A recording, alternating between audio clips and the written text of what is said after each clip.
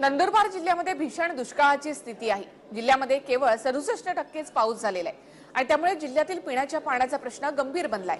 तसंच पीक आणि जनावरं जगवण्यासाठी आता जिल्हा प्रशासनाने पुढाकार घेतलेला आहे। भेगा पडलेली जमीन, तळ गाठलेली नदी, करपलेली पिकं,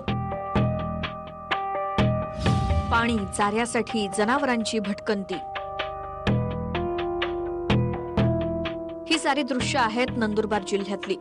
नंदुरबार जिल्ह्यात भीषण दुष्काळ निर्माण झालाय, त्याची साक्षच ही सगळी दृश्य देत आहेत। जिल्ह्यातील सर्वच नद्या आणि तलावांनी हा असा तळ गाठलाय, त्यामुळे जनावरं आणि लोकांच्या पिण्याच्या पाण्याचा प्रश्न निर्माण झालाय। भेगा पडलेल्या जमिनीची ही दृश्य दुष्काळाची परिस्थिती सांगण्यासाठी पुरेशी बोलकी आहेत। तलाव वाटलाय, जमिनींना भेगा पडल्यात,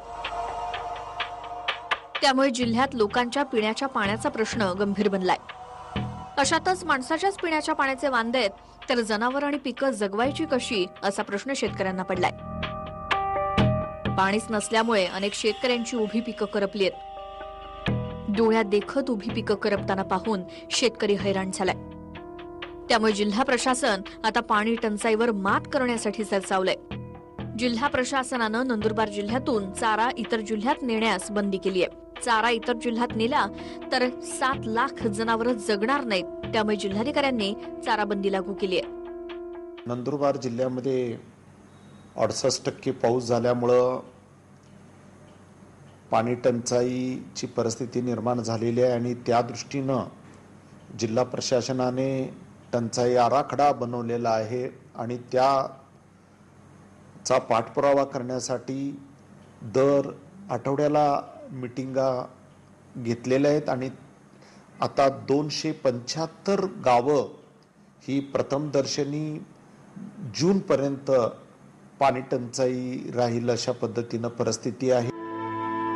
जिल्ह्यातील पाणी टंचाई लक्षात घेता त्यासाठी जिल्हा प्रशासनानं उपाययोजना सुरू केल्या आहेत। जिल्ह्यात 250 गावं पाणी टंचाईग्रस्त आहेत। पाणी टंचाई निवारा आराखडा निर्माण करण्यात आलाय, त्यात सध्या 81 गावांचा समावेश करण्यात आलाय। या गावांमध्ये विहिरींचं अधिग्रहण, पुनर्भरणाची कामं युद्ध पातळीवरती होणार असल्याची माहिती जिल्हाधिकाऱ्यांनी दिली।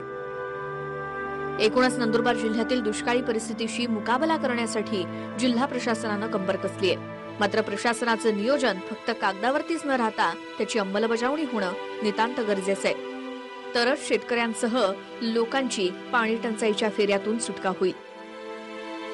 भिकेश पाटील, TV9 मराठी, नंदुरबार।